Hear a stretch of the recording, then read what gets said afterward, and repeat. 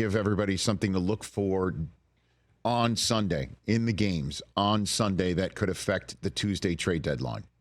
What do you got for me on that? It's a great question. Thank I think you. that there are some of those teams that are kind of teetering on the brink here. We've already seen the Jaguars make a couple of trades, Roy Robertson Harris going to Seattle, and then Cam Robinson to Minnesota. A loss for Jacksonville, I would think, would certainly point them toward going even harder into sell mode. The Cleveland Browns have been open for business here. You have, maybe a little ray of hope. We've seen them make a second half run with a backup quarterback, third string quarterback, fifth string quarterback in Joe Flacco's case last year. But it sounds like other than Myles Garrett, there's not a whole lot of sacred cows on that roster. So what happens this week potentially could impact that as we move forward. Tennessee's already, into sell mode. I think there's probably some other teams as well that are trying to figure out which direction do we go here. And on the flip side of it, some of the teams that maybe think that they can put themselves over the top. Injuries are going to be the biggest thing, Rich. If you go down the list of the trades that have happened so far,